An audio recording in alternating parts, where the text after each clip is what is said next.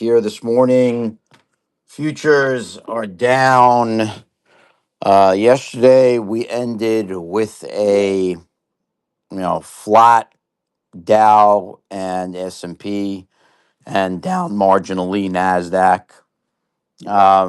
Big stories are oil, diesel, um, Google earnings, Tesla earnings, market reaction to those, which started out not so excited and have gotten more excited, unfortunately, to the downside.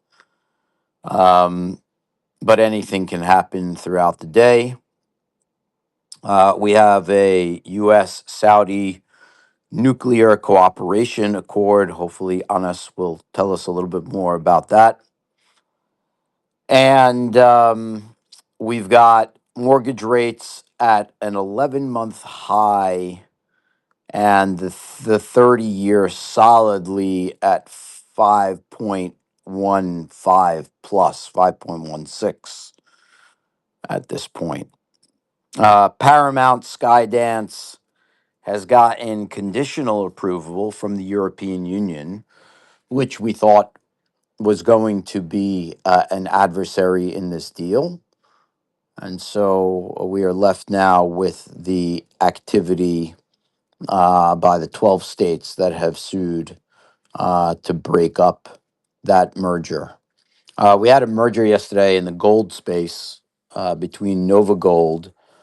Well, not a merger, but Nova Gold already owns 60% of Donlin Gold. They bought the additional 40%. And Congress held a hearing yesterday on whether the CFTC has the authority to police prediction markets. Since there is currently a split in federal courts. And this was a hearing in the House Agriculture Subcommittee, which controls all things commodity based. And the chair urged Congress to not stay silent on the question, because then, if they do, there is going to be essentially the judiciary is going to decide for them, as opposed to Congress getting involved and saying there should be federal authority on this, as opposed to state by state law and regulation with respect to prediction markets, specifically sports prediction markets. Uh, and then we've got everything, Carlos, swooning around the Clarity Act, the circus that is the Clarity Act. And as we get closer to the finish line, or could be finish line, the circus acts and tricks are getting even more zany. The statements that are coming out are even more zany. So we've got a whole host of that stuff. Let's go back. We'll probably, I think, spend a bunch of the show on Google and on Tesla. So Google stock is down in the pre-market now. It wasn't down so much last night after hours, but let me just check. In the pre-market, we're now down solidly close to 5%, 4.8%. On the one hand, so Alphabet, Google, on the one hand, it reported its best ever quarter for growth in its cloud computing division. Revenue was up 82% year over year to close to 25 billion. The flip side of that is the capex that folks see coming, or the company sees reaching over 200 billion for the year. The capex for the quarter was 45 billion, and that was up 100+% year over year. So, folks are saying, hey, show me the money, not just revenue, but the street seems to be saying, at least at these prices, And at least as far as where we are in the cycle and the amount of competition that exists, the street is effectively saying to Google, enough. We need to know, we need more clarity on this $200 billion spend. When is it going to turn into profitability? How long do we have to wait? And how much profitability will it lead to? What will be the profit margins on this? And, I don't know if there is a good answer to that right now, other than talking uh, long windedly, wax poetically about the incredible opportunities that exist. Um, Google was free cash flow negative for the first time ever as a public company in the current quarter. So, yes, a company that's in massive growth mode um, needs to spend a lot. Even Google has to spend a lot. But the fact that it is going negative cash flow and the uncertainty surrounding massive capital expenditures is leading to some consternation. There are a bunch of other issues. I mean, I think these are pretty cut and dry issues with respect to Google in terms of the metrics.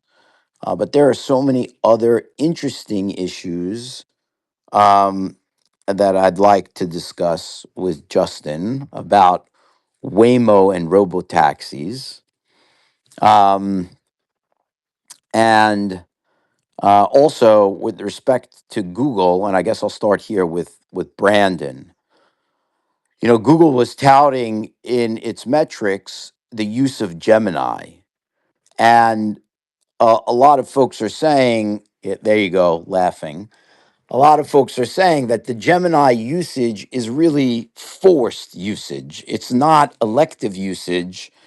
And Google search, which is where it's been at for lots and lots of years, is eventually going to lose to AI. And Gemini is not going to be the AI that Google search loses to. And so the revenue is going to go away. And that's, I think, a fundamental concern in the narrative away from the numbers that have been reported. And I think that that's another big area of concern from investors. Brandon, good morning. Thanks for joining. Over to you. Yeah, good morning. I think that that's a very valid concern. I mean, just a personal anecdote. Like, I don't remember the last time I actually opened Google and Googled something. I don't, I haven't done that in a long time. And personally, and again, I'm a heavy AI user. So, um, maybe I'm ahead of the curve or maybe I'm just, nerding out on it. But anytime I need to search something up, I literally open the Chat GPT app and just type it in there and get my results. And so I think that a lot of people I talk with, at least, they do the same. And I would assume that that's where everything's heading. You definitely get better results, in my opinion. Um, I think a good, I just read post and I haven't verified these numbers. So forgive me for that, but I just read it this morning, and someone mentioned that roughly $6.26 of Google's reported $9.11 earnings per share came from gains on equity investments, and including SpaceX. So that's not the core business here, right? And so if you start thinking about that, and a lot of that is paper gains, right? Like we talk about in venture, at least mostly, it's paper gains. Like that's a big thing for us because it's such a long time horizon. Uh, in public markets, they don't want to see that, right? They want they want the real, and so. I think that at some point the bill's got to come due, and you can't just keep showing paper gains. So that goes along with your story from the beginning that the street kind of wants to see something, and I'm assuming that that's why in part Google is down here. So I'm sure Nikoski or somebody else could speak better on that than I can. But again, just to go back to the original point here, I don't use Google anymore. Most of that Gemini usage is absolutely forced usage. It's not. It's kind of like people that were using, buying a laptop and using Microsoft, and you were forced to use Microsoft Word, Microsoft PowerPoint, etc. But it wasn't always the Are best you saying you product. don't use Bing anymore, Brandon? Yeah, it's been a little bit, but I think that that's exactly where it sounds like Google is heading. Now, listen, Google has a huge war chest. Like to count them out completely, I think would be foolish.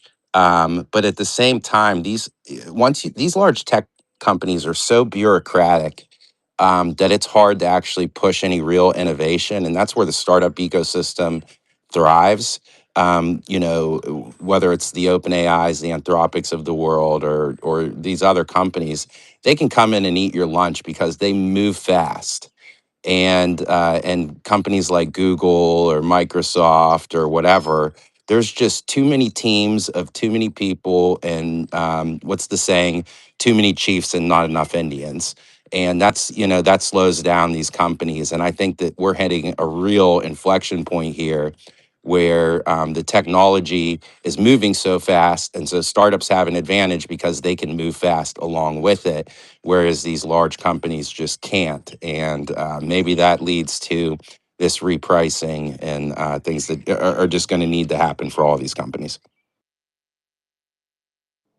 And if I am correct, if I recall correctly, there has been some slow rollout and delays on Gemini as well. Is that correct, Brandon? Yeah. Yeah, that is. Right. Well, So, what was the previous name of it? Because they've rebranded it. I want to say twice now, and it was different functionality, but there was they had to rebrand and relaunch it a few times. I will say, I actually use Gemini. Bard, Yeah, Bard. Bard. Thank you. I actually use it for it's pretty good at research, like simple research summaries and stuff like that. I use it for that. It seems like all these tools have their edge. They have their one thing they're pretty good at. What another thing Gemini is good at is very light simple image creation. And so I use it a lot for like photoshopping stuff because for those that don't know, I have a design degree. And so I know how to use Photoshop and all those tools and go in and change photos and edit backgrounds and do all that stuff. But Gemini is just like, it'll do something that takes me about 5 hours. It'll do it in about 5 seconds. So I use it for light research stuff and photo editing. Does a great job at that stuff, but I find myself these days using multiple AI tools for multiple tasks rather than just using one for everything. All right. Let's actually carry on that point, which is, from what I understand, the individual usage here is meaningless. It's all about the B2B on search, on AI. The token usage, the contract signed, the long-term contracts that are signed, that's where the money's at. The enterprise level activity, and really all that the in what Google has done over the years is they have used the intelligence from the retail. It's interesting how this model is pervasive in other industries. The retail player, like yourself, Justin, is simply you get to do it for free for the most part, and you simply are feeding the model. In the case of Google search, the search engine has gotten much better over time because of the refinement provided on an almost constant basis by individuals. But the product that is eventually being sold is being sold on an enterprise level. The fear is that, to your point and to Brandon's point, as individuals use the search less and less and direct their inquiries elsewhere, those other search engines, or in this case, AI models are the ones that are going to get smarter faster for purposes of the enterprise product, as opposed to Google being left behind. So it's almost like, don't feel bad about it. We're all getting used, right? We're all getting used the same way. I'd say when it comes to stock trading, right? We all get free trades when we use our stock trading platforms. That's only because those folks that gather orders want to see where the dumb money is going, and they can position themselves appropriately. So the idiotic retail investor, and by the way, I don't think that retails are necessarily idiots, but certainly they don't command easily in one full swoop as much capital revenue and so forth as enterprise level activity does. And so I think that that's another important point here with respect to Google, is that even if they do lose a guy like Brandon who hasn't used it in forever, the more and more that goes away, the more difficult it is for them to sell enterprise level services. But I did want to stick with you, Justin, regarding Tesla. So record deliveries, right? Low margins, no longer no luxury vehicles left in the lineup, right? It once was a luxury vehicle, SX models.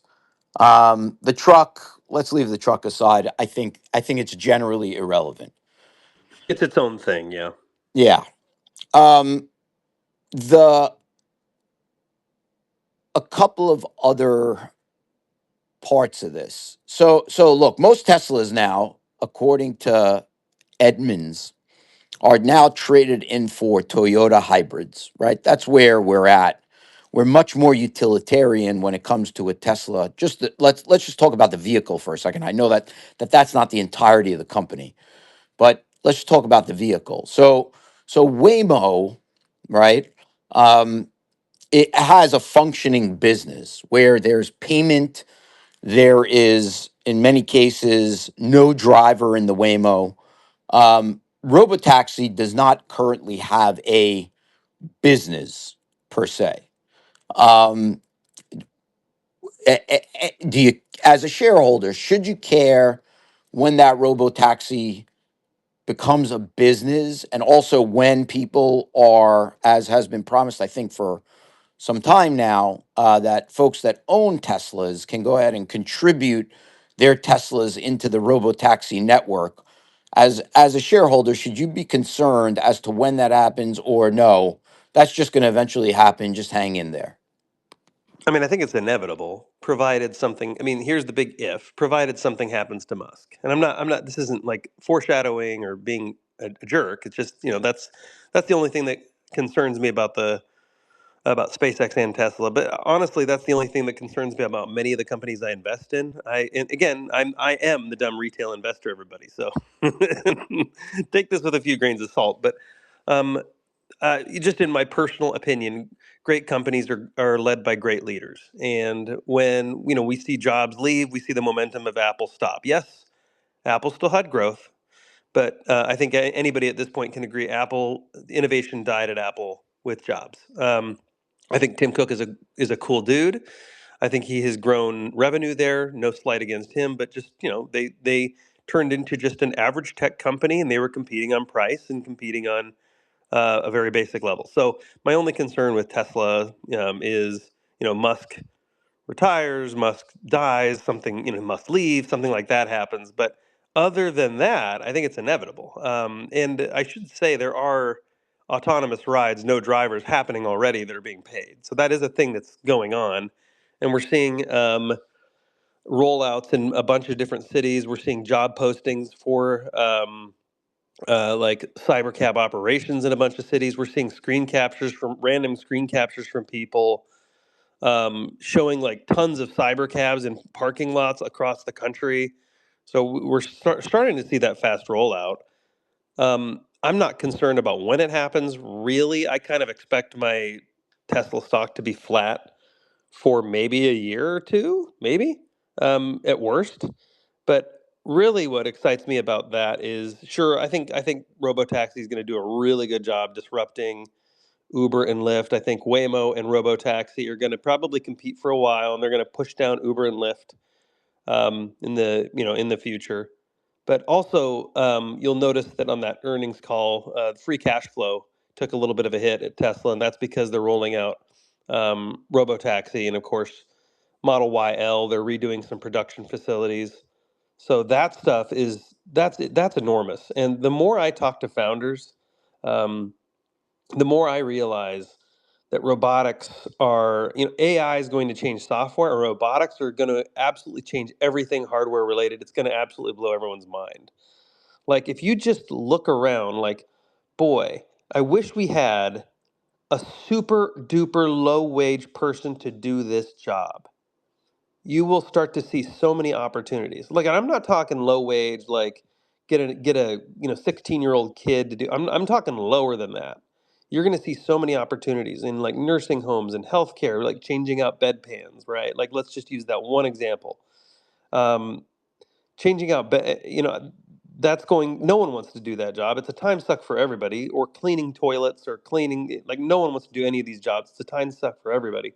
You can put more expensive human capital in the right spaces when we have robots doing everything. That being said, the one concern I have, and I think it's a small one, for the future of like Optimus and the humanoid robot, is the more I talk to founders, the more I realize the future in robotics is not just, I want to make that clear, not just humanoids. I think humanoids are going to be a huge part of it because all of society has been set up for, obviously us humans. But I think you're going to start to see hundreds of thousands of different robot designs for very, very precise tasks, right? Right down to this company, I forget who they are, that's designing these micro light drones to kill mosquitoes in the air by chopping them up. I talked to a founder in San Francisco that he's designing a security robot. And it's just like, looks like a Roomba with a pole on it and a claw. Like, what is this thing gonna do? And he's like, all security jobs within the segment we're going after, they don't need someone to like fight off an intruder, or physically stop someone. This job actually prohibits them from doing that.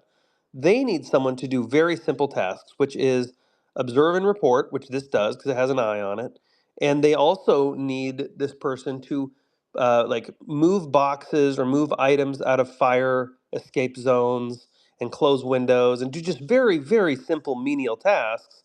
And he says the companies I've been talking to can't even find people to do this job because it's just so mundane and boring. And so that's what this robot. And I talked to other founders that had similar, very niche stories of how their robot could be used with very specific use cases. And I was like, oh, it's not going to be one form factor for thousands of tasks. It's going to literally be thousands of robots for thousands of tasks. And the cost in which these people are making these prototypes is insanely cheap already, which makes me think that the deployment's going to be cheap. Obviously, the brains of these things, the AI software, that's going to be necessary. Stuff like SpaceX, Anthropic, um, and Gemini are going to be probably writing that stuff. But that's the future. That's the long. I'm sorry, this is a long answer, but I tried to make it as tight as I could. But that's the long future I see. Yeah, robotaxi is going to be killer. We saw FSD subscriptions grow by 52%. That's a big deal because adoption for FSD has been um, rough. Like, people don't believe the technology exists. I know when I talk about it, people are like, "What? That exists?" Or they just don't get it. Like, one person's like, "Oh yeah, my 2006 Lexus has been doing that for years." I'm like, "Your 2006 Lexus drives you. It unparks itself, drives all through the entire city, and reparks itself as a new location without you touching the wheel." Oh well, They no, it doesn't do that. Are you saying your Tesla does that? I'm like, yes, my Tesla does that. Like, they people get just it, don't Brandon, know. when they So ride in it. When that's a they big ride in it, they get it. yeah, only when they ride in it they get it. It's weird. Like, people don't believe you, and then they ride in it. Like, wait. It does everything? Yes, I said everything. Well, I didn't know that meant everything. So the fact that 56% growth, is that like gangbusters pop the champagne? Absolutely not. But it does show growth, and it does show people are starting to get it. And this is my last point because I know I've talked way too long, and I'll shut up the rest of the space.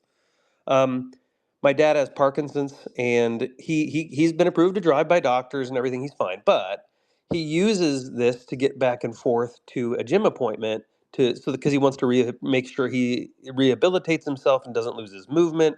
Side note, like physical fitness, weight training is huge for Parkinson's recovery. It's insane. Anyway, happy to talk about that through DMs if anyone's interested. But he uses this to go back and forth to his Parkinson's class, and fitness his trainer has a Parkinson's support group, and just was talking about how he gets back and forth to class and in FSD, and one day maybe he won't even have to. All of them, they're like, that's a thing, like that's like real technology. We can just go buy one. The whole class was asking where they could buy one. So I think people just have no idea. Like we all know because we're in this space when we're in tech, but generally the whole world has no idea this is even real. Okay, thank you for your patience. I'll land Don't the go. plane. Wait. Before I get to Nikoski's hand, I have to follow up on one other point, um, which is so on the call. Undoubtedly, Musk was asked about the combination of SpaceX and Tesla. Um, and I think, as we've discussed, and as he said, that there's more and more overlap between the two companies.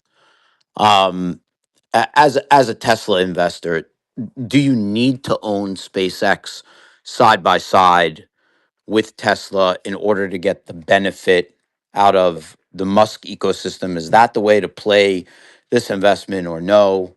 You're happy just being in Tesla, and whatever comes of the combination with SpaceX, and whenever, so be it.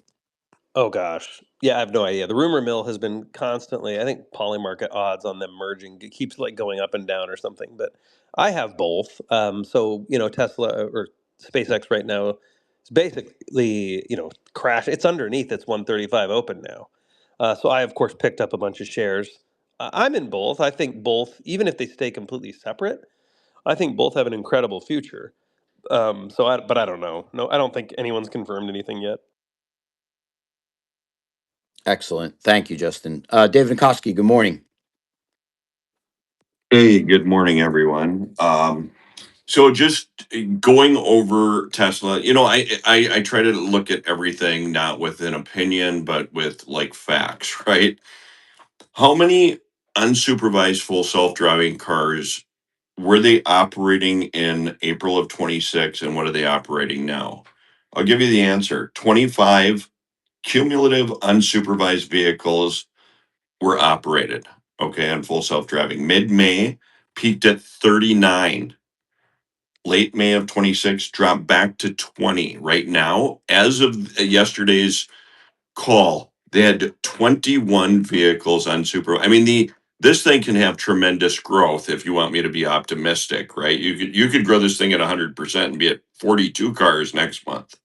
I mean, you know, and just to point out, and again, I'm not in the stock. I don't short it. I don't go long it. The stock is down, considerably from its 21 high. It's far, far underperformed the market. Right now, it's breaking a long-term relative strength uptrend, even before they, reported yesterday, by the way. So again, I don't have an affinity for it, but it's down well over 50% versus the S&P 500 from its November 21 high. So I'll just look at it from a technical standpoint and give some numbers. I think full self-driving, I'm going to say I haven't seen it, but yes, there's enough people. But when you have your own anecdotes about you and something, it's a lot different than what the market and how it treats it is, right? I don't fall in love with stocks just because I own a product from a company. Okay. I look at what the market is saying about the equity, and that's how I make my decisions because, again, behavior from the market is much more powerful than behavior from an individual person. So I'm sure it's absolutely great, but you have to look at it from the market perspective and where the numbers are and what they're doing. And to me, it's just not a bet I'm willing to take. I'm sure full self driving for you, Justin, is great. You can love it. That's wonderful. but the difference is the stock price versus your feelings. So I just want to point that No, out. So that's you're all I right. wanted to add to. You're right. As all, I mean, I agree with you. Yeah. I don't agree with the future perspective on Tesla, but you're right on a lot of this stuff. I'll just say the data point. I don't know if this matters to you. Is I think they're over at 12 billion FSD miles driven at this point. So it's not just me using it, but I don't know if that matters. But 12 billion seems like a big number to me. It's a big number. The question is, are they actually doing robo taxis? The answer is 21 vehicles. Yeah, no, correct. 21 with Totally billions correct. and billions of miles. Think about that. Like, the airplanes fly billions of miles too, right? And they are full self-driving, right? You can put it on autopilot. No, For you're most you're most of it. I'm absolutely just saying, you're absolutely not wrong. let's not intermix, feelings with, what the stock is doing and what the actual numbers are. You can have a trillion miles, but you have 21 unsupervised full self-driving. Tell me how that I can't make the numbers work with that, You're not right? wrong. Where I make the numbers Yeah. work, it's not numbers, but where I make the numbers work is the innovation barrier, because a lot of founders will say we're going to do this thing. I mean, partially. Okay, let's talk about the innovation barrier. Well, How here many let me get it how out and many then let full you. self-driving Waymos are out there? I have no idea, but let me get it out Do and you then think you it's can more than oppose. 21? Is it more than Oh yeah, 21? of course it is. Of Okay. course it is. So the innovation is right now not on Tesla's size based on the I actual mean, number. Apple. I mean, every crushing innovation, iPhone, Apple, iPod, every was easily like last to the market. Like almost every one. I mean, there are a few Yeah, exceptions to yeah. that. And so the innovation barrier is when a founder says it can do this thing, and then you see the technology, and it absolutely cannot do this thing. And the one thing about robo taxis, they say this thing can go point to point autonomously, and I'm like, hell yeah, I'm on older software because robotaxis get the better software, and I'm like, hell yeah, I'm on older software, and it does absolutely everything they say it does, and I've tested it every day. So is it an anecdote? Yeah, it is. But you know where we get data from? Thousands of anecdotes. Yeah. No, I agree with you. I'm like I said, they could see tremendous growth. It could be 100%. They can get 42 cars on, full self-driving autonomous vehicles, right? Like the growth it can be there, but is that next month? Is it 3 months? They've actually dropped full self-driving autonomous vehicles by 50% in the last 2 months. One quick Those are numbers. I mean, that's not an opinion. Those are the actual facts. So I wonder why they pulled half of their fleet out. That's something to think about. And again, these are just numbers. I don't have a vested interest. I don't care, but these are the numbers. So intermix it however you want in your opinions. gentlemen, it doesn't even matter how many there are. It matters how much the market has already priced in. All that run up in the Tesla stock with all these promises from Elon Musk already priced in. If he doesn't deliver, the stock is going down. Back to you. I got one more Tesla related issue, probably not for Justin, maybe for Eric, maybe for Brandon. Thoughts on the Tesla Megapod, the self-contained AI center hardware system that we got a little bit more detail on. A x86 computer and a Tesla A14 computer in a box, and essentially have AI compute without needing a huge dedicated power source. Any thoughts on that, Eric or Brandon? I haven't heard of it, so I cannot comment. Okay, no problem. No problem. Anas, good morning. Tell us about Saudi and nuclear and everything going on with the higher oil prices. How high is it going to get this time around? Sure. Good morning, everyone. The first thing is I will cover the Saudi thing toward the end of my talk. Oil prices up significantly, and Brent is above 99 and closing into $100. And the reason, of course, because of Bab el Mandeb, not because of Hormuz. And everything we heard in the media and since yesterday until today may be completely wrong. And I'm going to explain. Whatever you are going to hear, probably you are not going to hear it anywhere else at all. Two Saudi tankers were attacked. Here is the problem. The Houthis announced that they are going to do or carry a blockade where they are not going to allow the Saudi tankers or tankers carrying Saudi oil or tankers or any ships basically that made a call to Saudi port to cross Bab el-Mandeb, which means that it has to go through the Yemeni waters and it has to be in front of them. The shock yesterday, and that's why oil prices went up, is that two Saudi tankers were attacked in Saudi waters, way north, not close to Yemen. So what happened to the blockade and why those two tankers were attacked? What the media did not tell you is that they were in Saudi waters and they were between two Saudi ports, taking oil between two Saudi ports. It's not even international. It's not even for exports.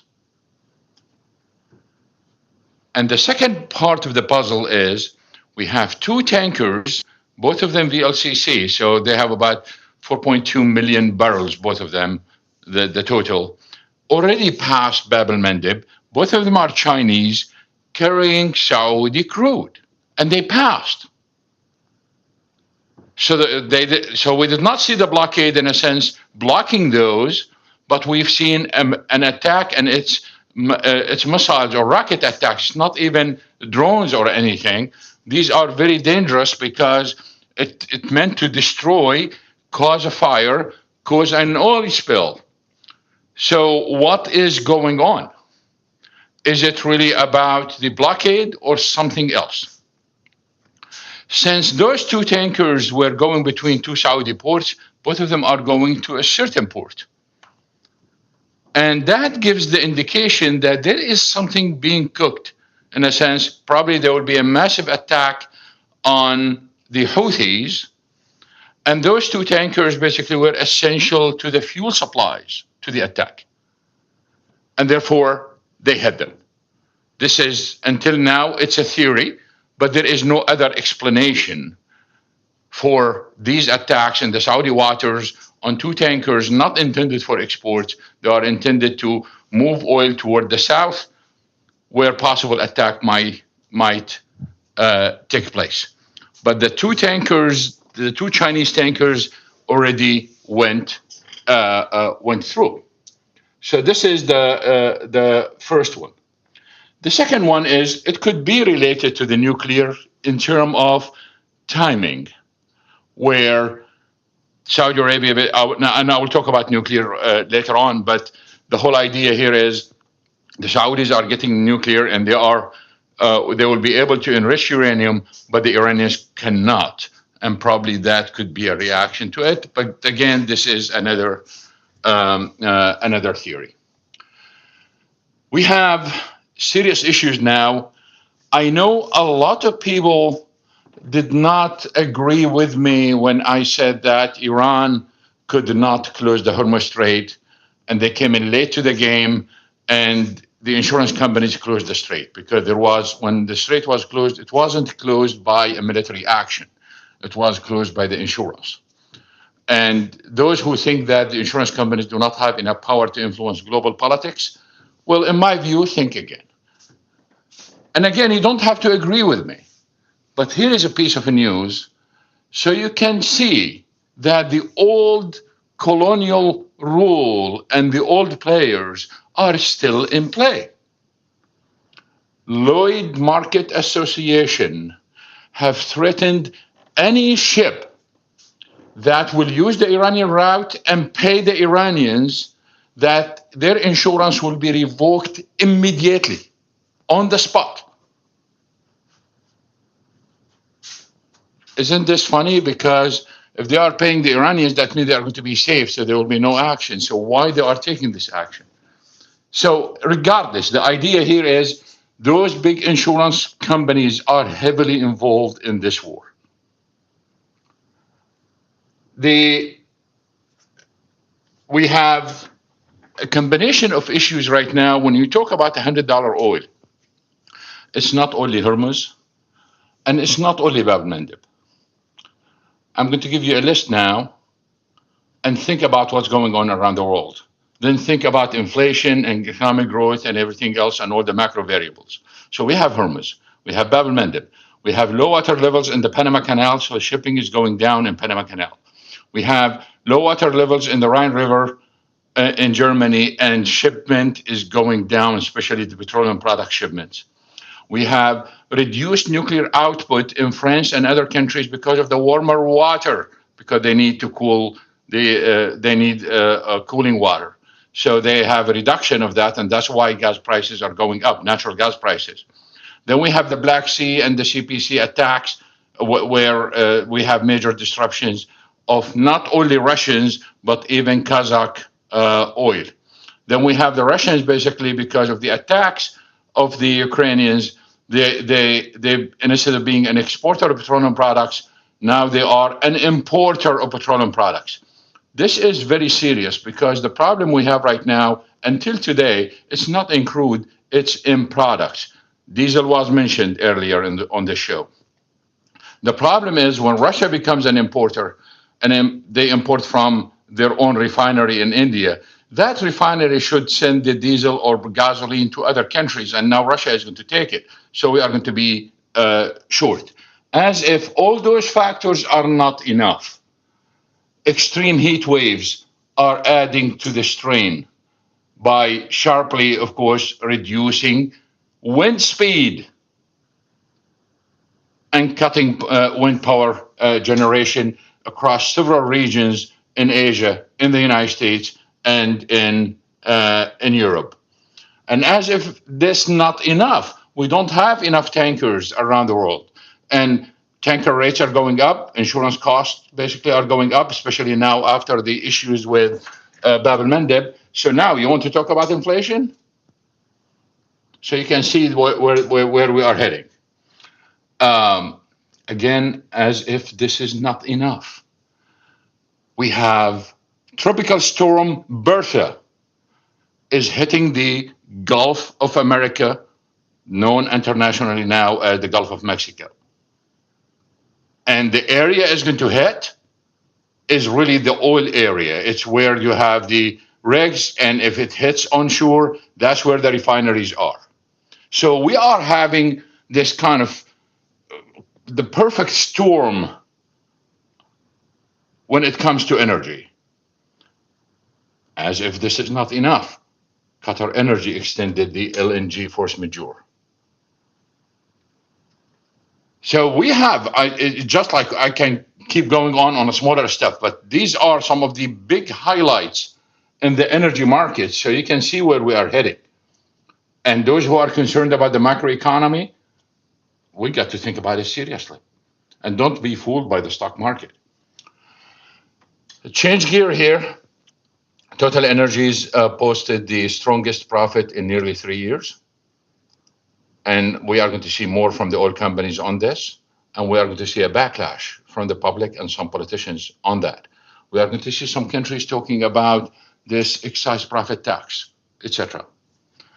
American Airlines trimmed full year profit target because of higher fuel prices. And now finally, I'm going to talk about the Saudi nuclear program. The Saudis and the US have been talking about this for several years now. And the Saudis took their time basically working the legal documents, etc., and studying the technologies and preparing their own engineers, sending them to US universities and others for training. They've been working on this for a while. And now we have this deal. Of course, we still have other things to go through, but it includes enrichment. But the question that we get all the time is, okay, the Saudis are blessed with massive amount of oil and gas. And if you want to go farther and talk about renewables, they are blessed with a lot of sun. And there will be a day when they are going to be the second in terms of solar capacity. They are going to be second after China. That's their plan. But the issue here is why they are going for nuclear and that why are they going for renewables? There are 4 facts that we have to consider when we look at this. It's not only about oil and gas. The first thing is, that's the first fact, that every country, especially when we talk about G20 countries, and Saudi Arabia is among the G20, needs to diversify its energy sources for economic and security reasons. Energy diversification is one of the pillars of national security. So that's number 1. Number 2, electricity demand in the kingdom is expected to rise significantly over the coming decades as Vision 2030 and beyond, so the new visions after that, are implemented, driven, of course, by population growth. And really, it's not as much as population growth as movement to the cities. If you look at a city like Riyadh, for example, Riyadh is becoming a major global city with millions and millions of people. It's Riyadh, just in terms of size, is like 50 mile by 50 mile, if you want to look at the size of the city. It's a massive city. So that the movement to the big cities basically is going to increase power demand. And at the same time, in terms of data centers, AI, etc., the industrial growth, and the emphasis on tourism. Without nuclear and renewable energy, large quantities of oil intended for exports to generate government revenues would be diverted to domestic consumption to be burned in power plants, reducing government revenues and reducing economic growth. Natural gas would be used to generate electricity instead of being directed toward industries like petrochemicals to create a kind of a high value added products. Of course, petrochemicals, plastic, and everything else in this case. So the presence of nuclear and renewable energy increases oil exports, which is good for the world, and direct gas toward the economically viable uses instead of burning it in power plants. The third point why they need it is to reduce pollution. For those who travel to the Gulf countries, to the Middle East in general, the Middle Eastern countries, whether you talk about Cairo or Riyadh or Damascus or any of those major cities in the region, they are heavily polluted. And you want to talk about the health issues, etc., people will tell you a lot of things. So they need to, I'm not talking about climate change here, I'm talking about literally pollution. So they need to lower that, and one way to lower it is to use nuclear and renewable energy. And the fourth fact is a side factor related to economic growth and relationship with neighboring countries, that having this technology, training their own people in the United States, bringing them back, that will provide the broad expertise in this field, and it qualifies it for, let's call it regional leadership. And that's what's angered Iran probably. And they can contribute to the development of peaceful nuclear energy programs in neighboring countries. Why? Because look at the heavily populated countries near Saudi Arabia. All of them suffer from power shortages, whether you talk about Iraq or you talk about Egypt. Even if you look at the smaller countries, even without the war with Iran, look at a country like Kuwait, for example, it's been suffering from power shortages for a while. So they can make a contribution either by having those nuclear plants within Saudi Arabia and selling the electricity because of the power, because of the grid connection, or literally basically doing something. And for those who are familiar with my Substack and interviews, etc., and they know Macro Voices and they know Eric Townsend, we had a couple of spaces on having the nuclear plants that fit in a container, and container ship, literally, which you can move it anywhere or keep it on the ship and you can rent it and generate electricity, etc. So having those technologies basically can improve the area substantially because of the massive power shortages in the Arab world. Back to you. Thank you, Anas. Dave Nikoski, over to you. Yeah, there's despite, I don't like to argue things about the CPI. Owner's equivalent rent is a substantial portion of it. But when you start, look at the soft grains, wheat, soybean are bullish, lumber's breaking out to 11-month high. Remember, a lot of, the backbone of the US, and the world for that matter, is diesel. And you have crack spreads, that are literally pricing oil at $150 a barrel, on historical precedents for where crack prices go. When you see lumber breaking out to 11-month highs, and we know that, housing permits are not, ramping to a degree that would reflect that. But you've had a substantial move off the lows and things like lumber, where it takes a extensive amount of diesel to move this out. And I think you're getting that in a lot of the farming and the ag stocks as well. So despite most people not driving a diesel vehicle, they're not seeing these price ramps. You're certainly seeing it in gas, but trust me, diesel prices are much more expensive than where gas is, and that's what your trucking industry runs off of. The biggest beneficiary in transportation is the rails. It's something that, the railroads. That's something I've highlighted a number of times over the last a few months here.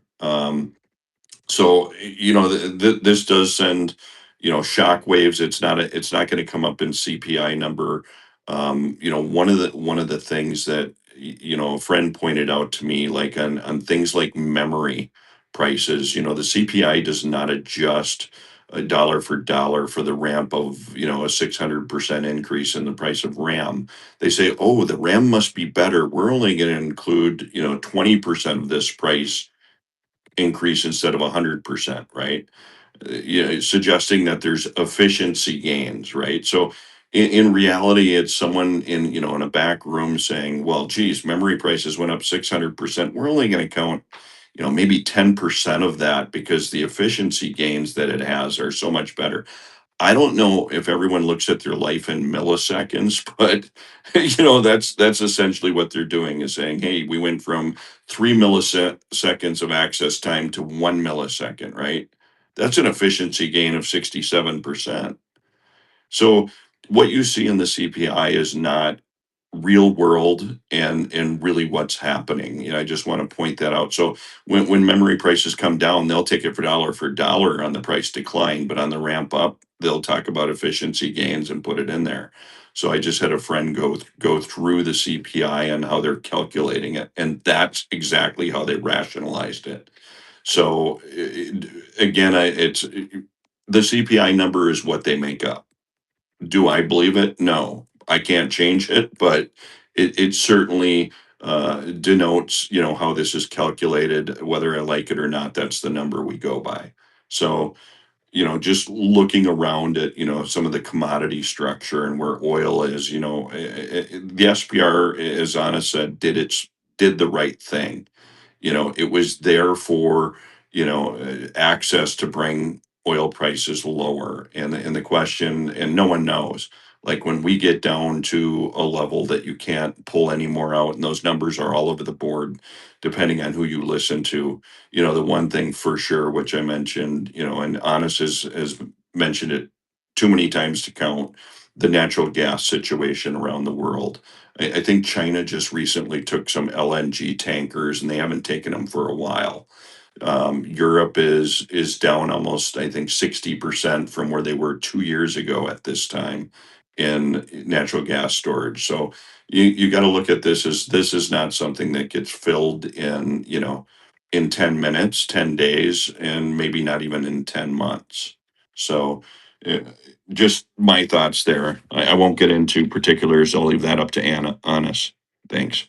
Honest, before you respond, Andy Kaufman, I see you've dropped down into the audience. If you could come up on stage if you're able, that would be great, only because there's some macro data that has come out, and certainly some numbers regarding initial jobless claims and also yields and the ECB leaving rates unchanged. On us, Yes, though, go since ahead, please President respond. Trump is changing the story right now, and I think this is going to cause a lot of problems. So he just posted two things here in his post. The first thing he said, Saudi Arabia will not have an enrichment. And then, even without enrichment, that the nuclear program will not be agreed to unless they sign the Abraham Accord. So I think that means it's zero. Excellent. Yeah, okay. Maybe it seems that it was a flash in the pan, as they say. Andy Kaufman, okay, so ECB holds interest rates steady at 2.25.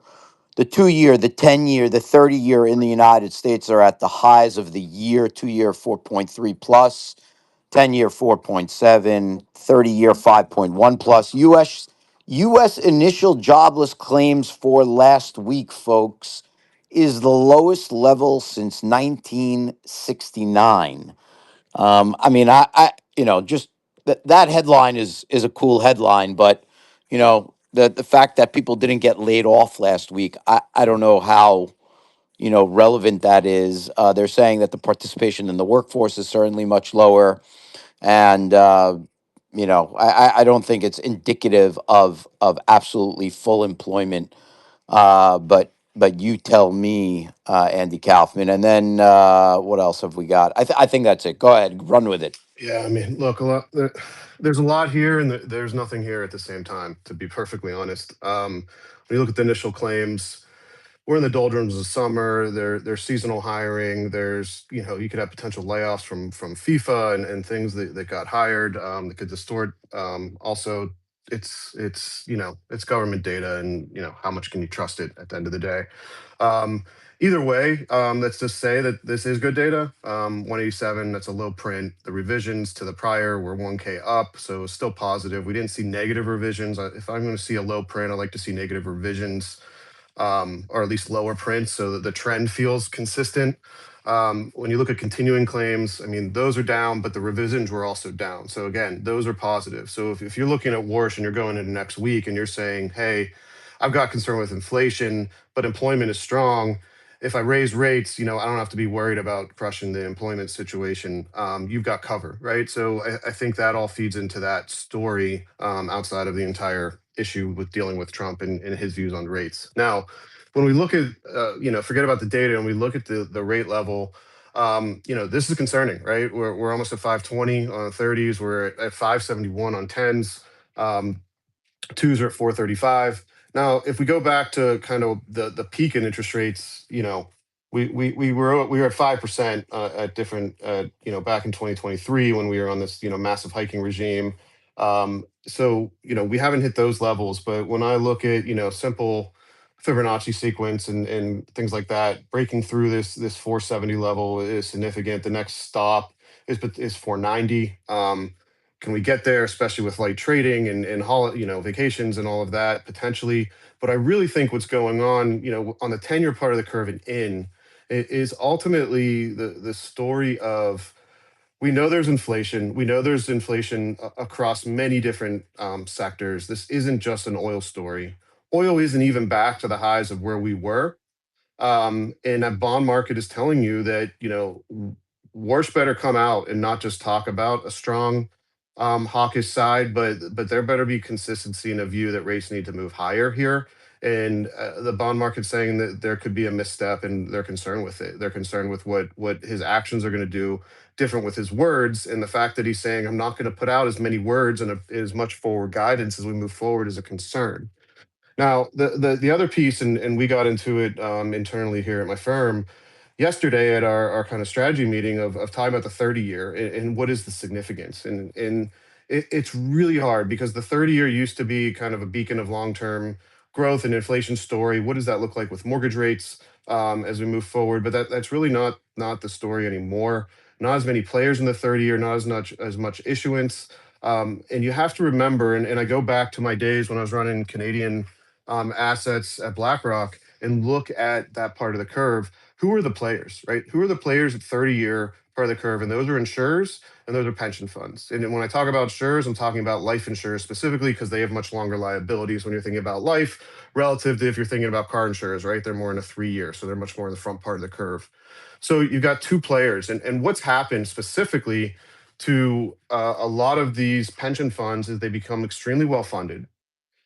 So they've moved and they've sold off a lot of their equity exposure and they've bought the 30-year assets that they needed, so they can just sit back and make sure that they're completely well funded and over the multiples. There's not as much support and pressure there on the 30-year part of the curve, and it seems like that's a little trickier. And there's some really interesting technicals. So really buyer beware when you play on the 30-year. There's not as much natural support there. I think what you do want to really follow, and that's what we do, is really that 10-year, because that's what really affects mortgage rates, is where the 10-year is. That's where a lot of hedging occurs in that place.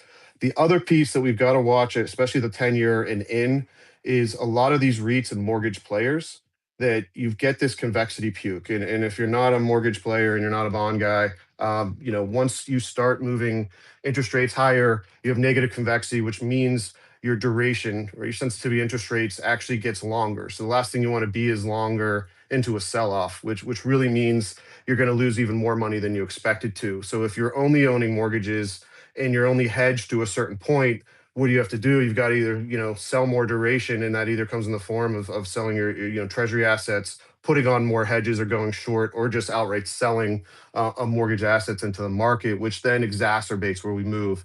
And it really seems that a lot of these mortgage players, which specifically were mortgage REITs and other some banks and entities, they had hedges right around this 470 level. So it's going to be interesting if we can break through here. If we get up to that 475 or 480, that there could be pretty easy run, potentially up to 5% as we move.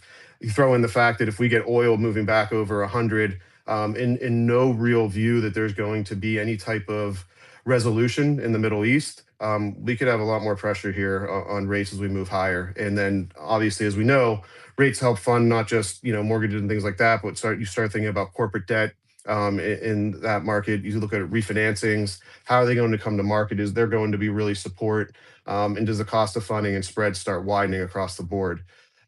High yield bid ask is at the tightest in history.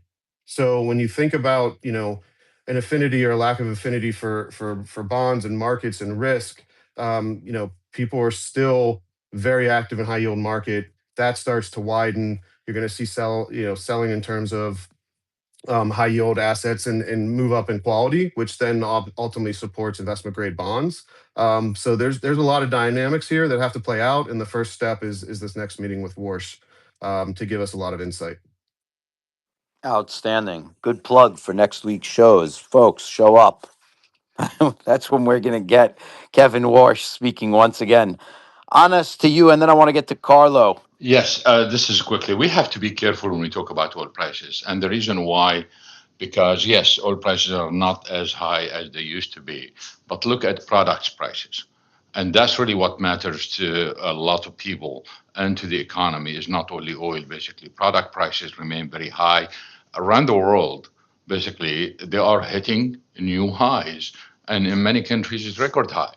So it's not only oil prices, basically, are not, they are only one indicator among many in the oil complex. So let's remember diesel and gasoline and jet fuel and everything else. Back to you.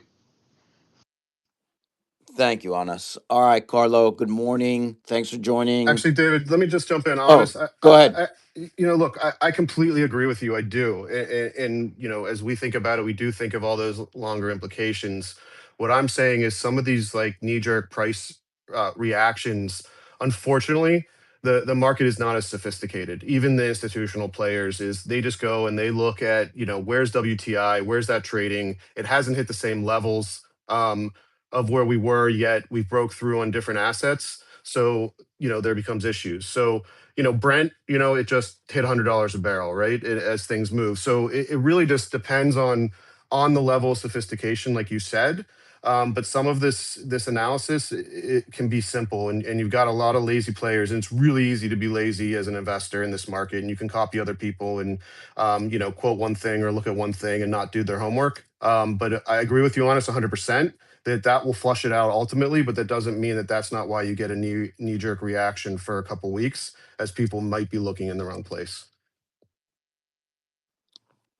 Super. Thank you, Andy. Carlo, um, restrictions on congressional members trading stocks and clarity and anything else you want to talk about, please. Yeah, good morning. So we had a bill actually get voted through in Congress to restrict future trading on stocks by sitting Congress members. That had some no votes that have been broadly reported about, arguments that it didn't go far enough. However, it exists. And at the same time, we had the White House come out with a concession on if its ethics entanglements in crypto, which has now become the biggest stalling point for passage of the Clarity Act. Couple of things I want to stress. Number one, I think it's important to note the language of what was announced by these Democrat senators who announced that they oppose the revised version of the Clarity Act, because I think it tells a lot about where this is going. Quote, the Republican proposed text of the Clarity Act is, as it currently stands, it falls short. So basically, what they're saying is, as it currently stands, it falls short. And you can look at why they think it currently falls short, but they're giving an opening for a debate here. And I think it suggests to me that they're closer to resolving these issues than perhaps the public might understand, because the Republican proposal was not outright rejected. It just was rejected as it's currently structured. And that is not uncommon when it comes to the legislative process. So I don't think the bill is necessarily dead in the water. I think that there is a potential here for it to still get done, although the window is rapidly closing. I put out a piece that I put in the Nest, which talks about my own self-interest in this, and the fact that as a criminal defense lawyer, from my perspective, this lack of legislative clarity and market structure for crypto obviously creates work for me, because I defend crypto criminal cases. It's just a part of my practice. But despite the fact that it might even hurt my bottom line, I still maintain that overall it's better for consumers, it's better for the country, and it's better for crypto if we have market structure clarity, because I think that type of clarity will lift all boats. So while it might be somewhat counterintuitive from my perspective, talking my own book here, I still think this is critically important to get done, and I don't think it's over. We'll see, David. To be determined. TBD, my friend, thank you for always keeping us up on this. Really appreciate it greatly. The voices, if you're on X, are just getting more numerous, more powerful. David Solomon from Goldman Sachs weighed in. There are a bunch of folks, the Dems, that have pulled away and have given some silly reasons for pulling away. We'll see if they can get drawn back into the discussion. But in any event, crypto has been holding up generally quite well. This morning, the entire market is selling off pretty hard, folks. Everything down more than 1% in the pre-market. Percent, or I should say 8% or more in the pre-market across all indices. We're going to go ahead and leave it here for today. Greatly appreciate the show. It was excellent today. Soup to nuts. We got it all in. We'll be back here tomorrow, Friday morning, to wrap up a phenomenal week. Appreciate all the participation by the speakers. Please follow them, folks. They are brilliant. And to the audience, thank you so much for joining us. Always appreciate your participation and involvement. And we'll be back here tomorrow at 8 a.m. Take care and have a great day.